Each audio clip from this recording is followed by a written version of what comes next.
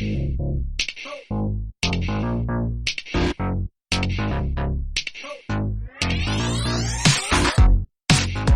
right, now it's time to get into our final segment, one of my favorite segments on here, and that is the top 5. So, we're celebrating the holidays, ladies and gentlemen.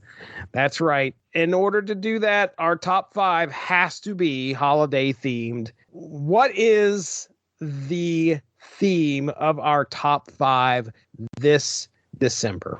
I had it as cards that reflect the meaning of Christmas. Okay. All right.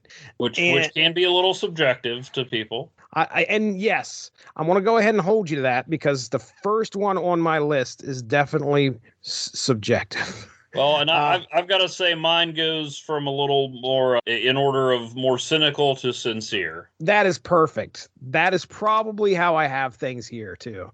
And I can't wait to see if we have some stuff that lines up. Essentially anything that you can think of that involves the Christmas season, whether it be the giving of gifts or the rush to the store, something along those lines, then that might have a home here in our top 5. So I'll start out. Okay. All right. So number 5, my first entry on the list here is Loki. Huh. Okay. You remember the time when you peeked at your friend's presents and felt a pang of envy? Ah. Well, hey, there you go. Loki is your guy to get you those same gifts, but at a discount. Because who doesn't love a good deal during the holidays? There you go. That's my number 5. I'm surprised. I was like, man, Loki's got to be on there. Loki is not on the list. All right, that's pretty good. Loki didn't make my list. That's good. You might have given this one a little more thought than I did. I like that. All right, but Jesse, as much as you might be envious of your friend's gift, sometimes we get gifts that we just don't want. You just kind of have to smile and be polite. Okay, and maybe a shirt or a tie that you wouldn't have picked out, or maybe a rock. So that's why my number 5 is debris. That's perfect. Giving you the gifts you didn't really want or need. That's great. I said, that's cynical. Christmas is not about the gifts. And usually if someone took the time to give you a gift, you should be appreciative. It's the truth. Because chances are that they actually did think about you. I love that. I had debris down as a bonus, like I almost had a few for honorable mentions, but I just went with one honorable mention, and that was debris. And I put in a holiday themed game, nobody wants a rock for Christmas. And debris, and seriously, debris, could you have thought to bring some tinsel or Santa hats instead? Rocks are so last minute stocking stuffers. Not the embodiment of Christmas joy. I just will give them a card saying you made a donation in their name to the Human Fund. What's a Seinfeld reference, if I remember correctly. Go. Yeah. All right.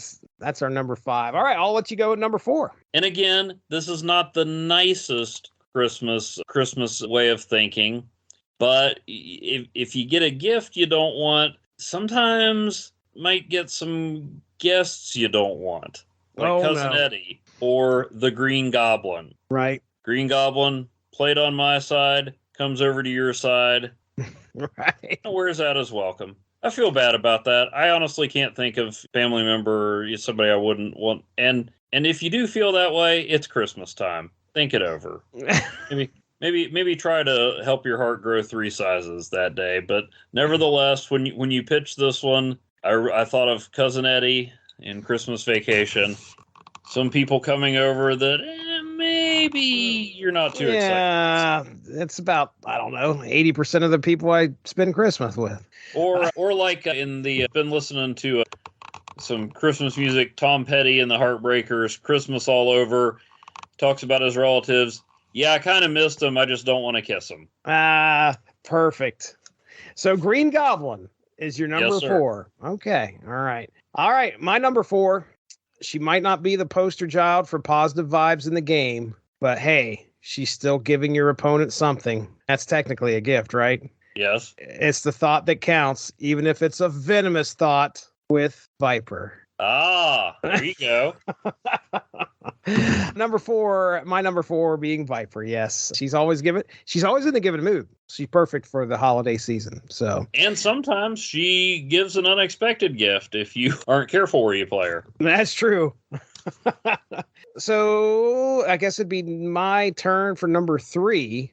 Mm-hmm. And tell me if this is on your list. Dazzler. No. Okay. All right. Here's my justification. Okay. If there's one thing that screams Christmas cheer, it's the joy of togetherness. And who better to brighten up a room when everyone gathers than our dazzling friend right here, Dazzler. She's like the Christmas tree. The more, the merrier, and she shines brighter with every new face in the crowd. Of course, her ability is to gain power when the other lanes, correct, are filled. Mm-hmm. So I was like, she's happy, she's smiling, she just continues to get brighter and may even brighten your day by helping you win a game because everybody has showed up to the Christmas party. There you go. That is my number three. What is your number three, Evan Bevins? I wish I'd thought of that because Dazzler is one of my favorite X-Men. I unironically love Dazzler. I had to work her. I had to actually twist that one in there. I was like, I've got to make this one work. That's good. That's great. You're putting me to shame on this list. That's good. That's good, and that's more positive than a lot of my entries. This one, we're turning the corner. We're more neutral on this one. Okay, all right. Not negative, but I don't know if it's necessarily the positive aspect. But Dave Barry, you ever heard of Dave Barry? Oh, it sounds familiar. Who is that? Pulitzer Prize-winning humorist, humor columnist for the Miami Herald, nationally syndicated. Our papers around here used to carry him. Hilarious guy. I remember he was once writing about Christmas and talking about, especially as people understandably didn't want to enforce a religious viewpoint or whatever, he said aliens who come visit school Christmas programs might think we worship the weather because a good portion of Christmas songs are just about the cold and the snow. That's true. Let it snow. Baby, it's cold outside, which is problematic for a whole other set of reasons. White Christmas. Okay, that's more about Christmas. But my number three card is Iceman. Iceman. I almost worked him into this list, and I did not. It's perfect, though. Go ahead. Okay, so yeah, that's it. In his earliest incarnation in the comics, and I believe there's a variant to this effect, he looked more like a snowman than an Iceman. Yes, I remember that. It's just a thing of white fluff in boots in his earliest appearances. And a lot of people think of cold weather, ice and snow, and so he's one that I think would come to mind when you think about Christmas. I like it. I think that's right. That's great. All right, then. You've got number two here. What's your number two on this list? So that's something that's associated with Christmas. When you think about the real meaning of Christmas, I think there's few cards and characters that point to that more than the angel. The angel. Okay. All right. Not the chibi archangel. No. But the white wings, the halo on the suit, that's an outdated costume. You don't see that a lot anymore, but I love that version because the reason for the season. That's right. Was announced by the angels. That's right. Some 2,000 years ago. And we sing about them in all the not all, but in a lot of non-weather related Christmas carols. Angels we have heard on high. Angels from the realms of glory. Hark the angels named Harold sing. Wait. Good old Harold. So, yeah, that if you're thinking about the true meaning of Christmas, the birth of Christ, the angels are the ones who told us all about it. There you go. That's good. They didn't have to have any other cards destroyed to arrive on the scene. That's true. Good pick. So my number two, this one might take you by surprise. We've really only overlapped on one, but really the one that we overlapped on didn't make my list. It was just a bonus. Mm-hmm. So we're coming down to it here. And I'm really, really wondering if we both thought of the same thing for number one, but I don't think we did that for number two. I will be shocked if we thought of the same thing for number one. Oh, really? But the fact that you think we might have makes me think that I missed something either really good or really obvious or both. Okay. All right. Well, let's talk about number two here. So my number two, this guy might be a bit mad, but come Christmas, he's mad about giving. Two cards. 2 cards to you, sir. Consider it a double dose of Yuletide cheer. Merry Christmas indeed. If he's more Grinchy the rest of the year, even if he's more Grinchy than the rest of the year, it's Maximus. Maximus gives your opponent 2 cards. There you go. The spirit of giving, but he's a bit crazy. He's a bit crazy. I will tell you, I thought you were referring to 2 different cards other than Maximus. Yeah, when you said mad about giving, I thought of the Hulk. But I know Maximus the Mad. I went for the more obvious one, not the deeper cut. And then when you said give 2 cards, I thought Master Mold.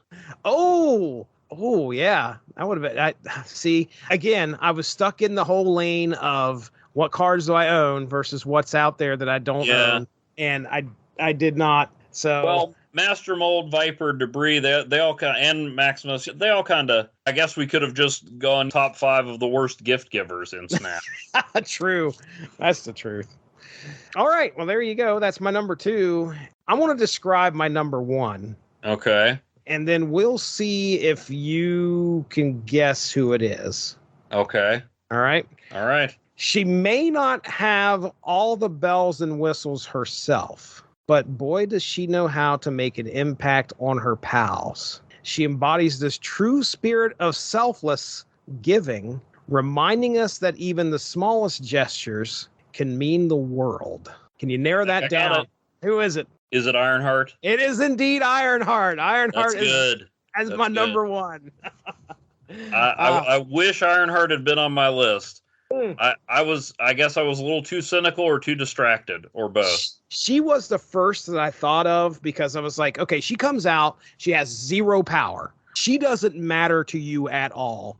But she is helping everybody out that she can. And even when Odin shows up or Wong shows up, she's still usually stuck at a 0. But man, is she out there helping everybody else. So I was like, that's good. Yeah, that's what I went. That's what I went with. My number 1, Ironheart. All right, now we didn't have any overlap. I'm really surprised here. So what's your number 1? Yeah, it's going to be tough to beat Ironheart. That's really good.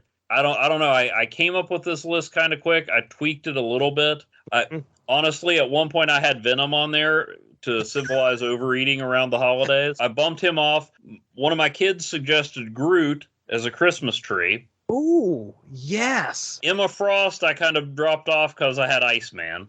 Yeah. No, mine goes back to the true meaning of the season. I didn't write this down well, and I didn't consult with my brother, who's a seminary graduate. So I'll try to put this in the right words. But when the Messiah came, a lot of people were expecting a great, powerful military leader, someone who would bust some heads and overthrow the world order and things like that. And instead, he was a little baby in a small town. And nobody really quite knew what to expect. They didn't think anything would come significant would come of this event. Just like you wouldn't think a 1-cost 2-power card could swing the outcome of an entire game of Snap. Oh no! Oh man! And yet, just when you least expect it, M'Baku comes to save the day. So, okay. I'm counting on God having a sense of humor for this. At first, I thought you were going to say Spider-Ham. And I was like, because I heard swinging. And I was 1, 2, is that Spider-Ham? I think he's going with Spider-Ham. No, M'Baku. M'Baku shows up to save the day. Wow. You did it, Evan. A humble package that turns out to be a game changer. He can be. And sometimes, you know what? What happened when Mary and Joseph showed up at the farm or where? Oh my gosh, there was no room at the inn. No room for M'Baku. Oh man. Oh my gosh. Well, okay, not only did you nail your list, but you even improved mine. Oh man, that's great. That is great stuff. Well, we did it, man. That was top 5 cards that... Oh, but Jesse, what? It's not over yet. Oh, but wait, there's more. We've got a bonus top 5 and a special gift for you. Oh my goodness. I'm excited. What is this? The gift is I'm going to try to get us some more listens and downloads. Oh my goodness, that would be a gift. Because when you describe this episode, you'll have to mention this top 5. And you know who's pretty popular right now? Tell me. A young lady by the name of Taylor Swift. She's Person of the Year. She is Time's Person of the Year. Wow. And what does she have to do with Marvel Snap, you may ask? Yeah, I actually am asking right now. Well, Jesse, I would like to list to you the top 5 Snap cards and characters that I associate with Taylor Swift. Oh, come on. This will be classic. I cannot wait to hear this. And I enlisted the help of 2 of my favorite Swifties. Oh, yeah? My daughters. Nice. Who not only helped me vet this list, but helped me realize that there are more than 5. There are more than 5. But we're only going to do 5. Okay.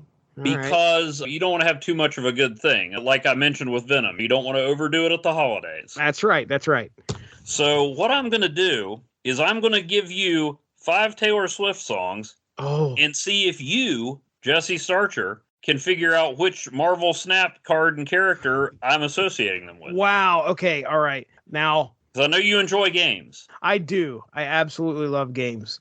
All right. So you're going to tell me the title? And I'm going to give you a Taylor Swift song, and you are going to name the character who is in Marvel Snap. So just Beta Ray Bill hasn't come out yet, so all those Taylor Swift songs about Beta Ray Bill, the alien horse-looking Thor, just get those out of your mind. Okay, done deal. All right. Okay, number 5. Oh, and my youngest wants me to specify that all these should be considered Taylor's version. Oh, well, I'm sure that matters to a lot of people. Other than me.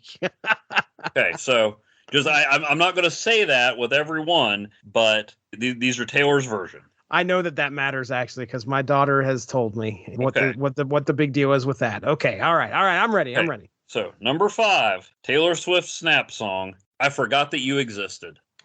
Gosh, I feel like this is something that would erase a card somehow or destroy a card. Am I on the right track there? No. Okay, all right then. I forgot that you existed. I'll be honest. Some of these are more directed toward the character than the card. Okay, I'm going to say they all are, but yeah. So some of them it has to do more with the character than the card. Because I think if we've demonstrated nothing else on this show, it's that I'm a lot more into the characters than I am the strategy. Yes. Okay. Not for lack of trying, but I know where my strengths lie. So then it would be a character that hardly makes an appearance then sometimes. Is it going to be M'Baku? No. Okay. It's not all about M'Baku, Jesse. No, I just thought maybe that, all of a sudden he pops up out of nowhere. You're like, oh yeah, that's right. I forgot he existed. He was in my okay. He was in my deck. Well, I'm gonna have to tap out unless you can give me one more clue. Well, you'd think it would be hard to forget someone with the power of 1,000,000 exploding suns. Oh, yeah? Okay. All right.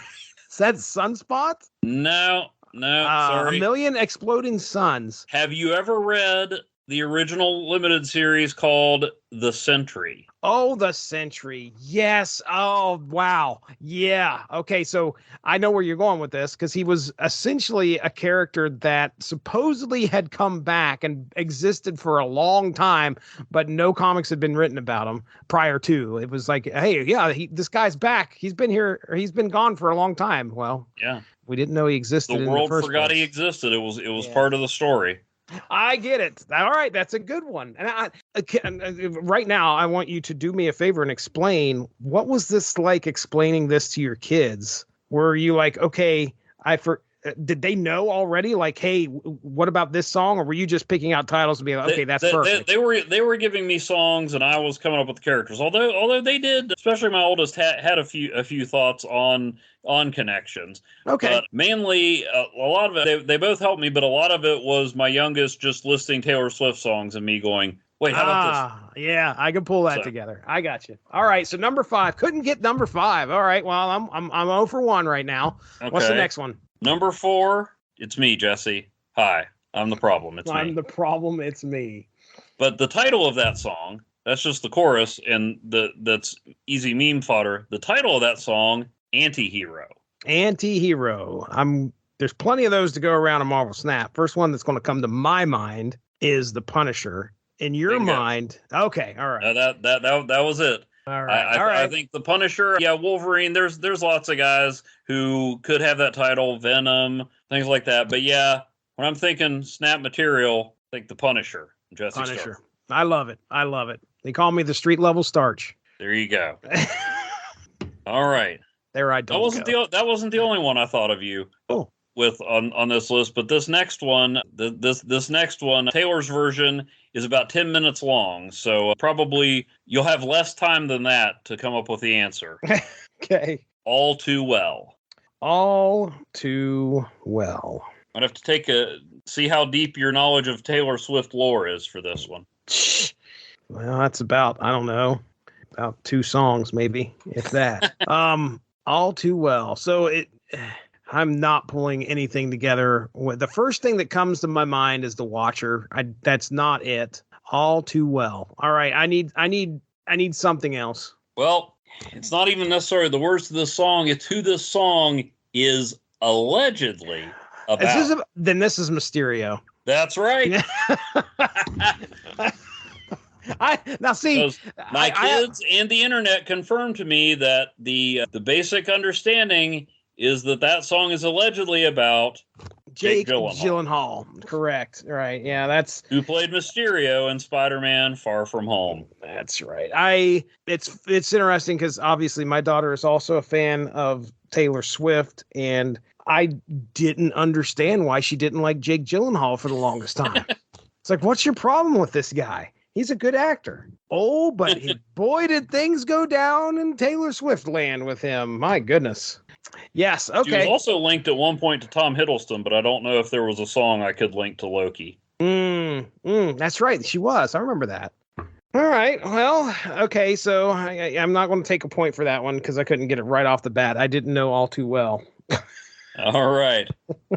Next one, Jesse. Let's see if you can get this one. Taylor Swift had a song about a romance that didn't end well. She has several letters. I was like, wait a second. That's her whole catalog. This one, as I recall, how did I read about this? I think there was an interview in Entertainment Weekly. Anyway, Back to December. Back to December. Okay. Well, I'm thinking cold. I'm thinking some frigid temperatures. Oh, you're getting colder. All right, that's good. I don't know if you mean that correctly or if I'm doing it wrong. Yeah, go with the second one. All right. So then Back to December. Gosh, I don't know, man. I need another clue. Well, okay, you're thinking of December as a season, but December is also a month. A month. It's a month, and a month is a measure of time. Okay. Calendar. No, time. Okay. Okay, what's that first word? Oh, are we talking Kang the Conqueror here? Not quite. Okay. No. This was another one that I thought was, if you'll pardon the expression, tailor-made for you. So it's somewhat time related. I would give you partial credit for Kang. Okay, all right. I would give you partial credit for Kang, but I would have accepted Bishop or Cable. Oh, yes. But why not? That is right in my wheelhouse. And also, I don't want to be that guy who suggests parodies to Weird Al because he clearly doesn't need my help. But how did he not turn that into Back to the Future? Oh, wow. How did he not? Well, okay, now I went from unnecessarily suggesting parodies to questioning Weird Al. Weird Al, if you're listening to this episode of Snap Material like you do most, I'm sorry, I meant no disrespect. If only. Let the record show. Okay. All right. I'm not doing so hot. Not doing so hot. But Kang, I give you partial credit for that one. Okay. All right. I'll take it. If I had to accept that Cable or Bishop would work, then yeah. Kang's whole deal is time. Cable and Bishop are known for time and guns. So that's true. It's true. All right. Last but not least, Shake It Off. Shake It Off. Oh, you thought of me. I know you thought of me when you made this one. You had to have, and if you didn't, I'm ashamed that you didn't. And that's Quake. I did think of you, and I did think you would say Quake, but that's wrong. Oh, no. What? How? Well, yeah, Quake's the obvious choice. I want to recount. But Jesse, if Taylor Swift is a songwriter, she's a lyricist. That's true. And in the song Shake It Off is the line that makes it clear that this song is about Emma Frost. Oh, okay. Wait. I don't know the lyrics, so you're gonna have to explain that to me. Are you ready? Yes. When Taylor starts, is it technically rapping? She's not singing, spoken word. Yeah. She says, "My ex-man brought his new girlfriend." Wow. Cyclops cheated on Jean Grey with Emma Frost. She says my ex-man? Well, she means like my ex-man. According to my kids, it's EX-man. Oh, come on. What? Like, I wonder which one of the X-Men she's talking about. Yeah. Oh, man. They don't appreciate my dad jokes either. Oh. So, yeah, I did. I'm like, I told my kids, I'm like, number one's going to be Shake It Off, and Jesse's going to say Quake. But it's not. Oh, well, daggone it. Well, I know for a fact that if I was given any other Taylor Swift quiz, I wouldn't have got any of them right. So I at least succeeded in my eyes on this one. And you know what, Jesse? If once this episode drops, if the legion of Taylor Swift fans flock to the show and then start playing Marvel Snap, we might just have another list. It's us somewhere in the future. Oh boy. Get ready. That is fantastic. Well, that was fun. Speaking of unwanted Christmas gifts. I love playing games. I love it. I know where I stand now, at least when it comes to Taylor Swift and Snap, and maybe I'll have to do some studying next time and listen to some Taylor Swift songs or something to be ready. I don't know. But all right. Well, I appreciate that gift. Absolutely. And let me just say happy holidays to you, Evan Bevins. And a Merry Christmas to you. Thank you, sir. And that's not one of those passive-aggressive war on the holidays things. I just think that sometimes you mix up the greeting so you're not saying the same thing all the time. That's right. And I honestly think it's a situation where I just want to say one thing and move on. Yes, man, this has been fun. This has been a lot of fun. And I appreciate, again, it's the gift of giving. You give me your time here to talk about Marvel Snap, and I absolutely 100% appreciate that. Let's go ahead and get into plugs, dude. What is going on at *51? *51.blogspot.com. We're working our way through NFL Super Pro and highlighting some free comic book day offerings year round on Free Comic Friday. And just a little bit of everything with some off-the-wall comics. Hope to have a Christmas post or two out soon. And we'll see what sort of comic book weirdness we can get into in the new year. Awesome. Well, ladies and gentlemen, if you're listening to this show right here, you're most likely listening to it through the Source Material Comics podcast feed. We have all sorts of shows on here, one of which is the Unspoken Issues podcast, where we talk about 90s comics. It's usually me and Evan, Chris Armstrong, Dean, Compton, Darryweight.